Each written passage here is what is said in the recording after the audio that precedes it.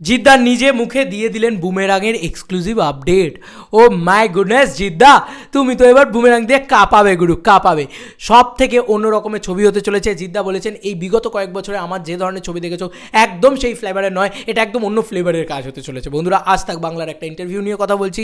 জিদ্দা সেখানে অনেকগুলো update already আমাদেরকে দিয়ে দিয়েছেন, যদিও ম্যাক্সিমামটাই আমাদের জানা, কিন্তু এটার একটা বড় আপডেট জিদ্দা দিয়েছেন যে এই ছবিটা, বুমেরাং ছবিটা কিন্তু শুধুমাত্র এমন নয় যে শুধুমাত্র একটা বুমেরাং একটা অ্যাকশন প্যাক ছবি হতে চলেছে বা শুধুমাত্র একটা ফ্যামিলি ওরিয়েন্টেড ছবি না, ইটস আ কমেডি ফিল্ম হতে চলেছে। জিদ্দা নিজে বলেছেন একটা কমেডিতে ভরা একটা ছবি হতে চলেছে।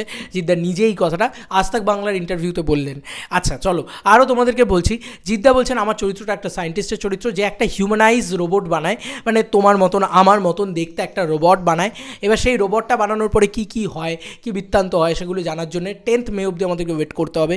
আর বেশি দিনের দেরি নেই, আর 2-3 মাসের ওয়েট তো জাস্ট মানে ক্যান নট ওয়েট হয়ে যাচ্ছে এবার জিদ্দার মুখের কথাগুলো শুনে। এবং এই হিউম্যানাইজ রোবট হচ্ছে সম্ভবত রুক্মিণী মৈত্রা, এবং এই রুক্মিণী মৈত্রার সাথে কোনো রকম কোনো একটা বন্ডিং তৈরি হয়ে যাচ্ছে হয়তো জিদ্দার, এটা আমার মনে হচ্ছে কোথাও গিয়ে। তো দারুণ দারুণ দারুণ বিষয়টা হচ্ছে এখানে একটা সায়েন্টিস্ট নিজে একটা রোবট তৈরি করছে এবং সেই রোবটটা হিউম্যানাইজ, এবং তার সাথে কী বৃত্তান্ত তৈরি হচ্ছে, কী বলছে, কীভাবে জিনিসপত্র হচ্ছে। কারণ এটা একটা কী বলবো সাইফাই জনারের একটা কাজ, এবং এটা একটা কল্পবিজ্ঞান জনারের একটা কাজ। যদিও আমরা সত্যি তো এরকম ছবিতে তো জিদ্দাকে কোনো দিন পাইনি, কোনো জীবনে পাইনি। এটা ফর দ্য ফার্স্ট টাইম হতে চলেছে, এবং ফর দ্য ফার্স্ট টাইম বাংলাতে এরকম স্কেলের একটা কাজ হতে চলেছে।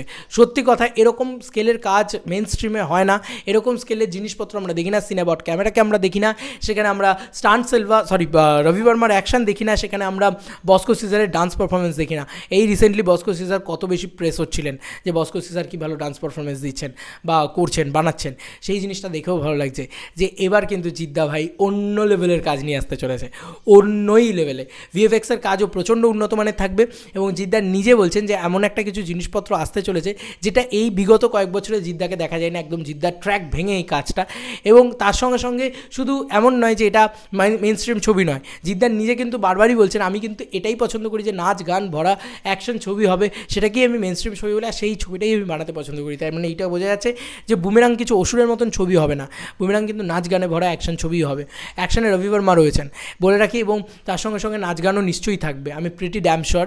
এবং রুক্মিণীদিকে দেখার জন্য আমি খুব এগারলি ওয়েট করে আছি, কারণ ওর পারফরমেন্স, কারণ ওকে বেশিরভাগ টাইমটায় লুকিয়ে রাখা হয়েছে, তবু জিদ্দার পোর্শনটা আমরা দেখেছি। এবং ওই রকম একটা সুপার বাইক, ঠিক আছে, যেটা একটা ছবির জন্য তৈরি হয়েছে, এবং জিদ্দা কেন এই সুপার বাইকটা চালাচ্ছেন, কী কী বৃত্তান্ত করছেন, একটা সায়েন্টিস্ট তার কি ডবল রোল, তাহলে কি একটা রোবটের মতন ছবি, মানে আমি আর ভাবতে পারছি না।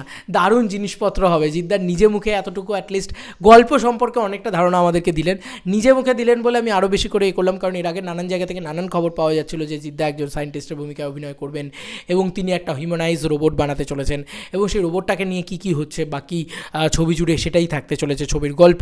তো এখন এটা বোঝা যাচ্ছে যে সত্যি সত্যিই সেটাই হতে চলেছে, কারণ জিদ্দার নিজে মুখে এটা বললেন যে একদম সাধারণ মানুষের মতন দেখতে একটা রোবট তৈরি করা হবে, জিদ্দা তৈরি করছেন বা করে ফেলেছেন। সেটা সাকসেসফুল নয় সেসব কিছু বলেননি। বাকি জিনিসপত্র নিয়ে কী হতে চলেছে সেটা নিয়েই চলতে মানে হবে হচ্ছে বুমেরাং।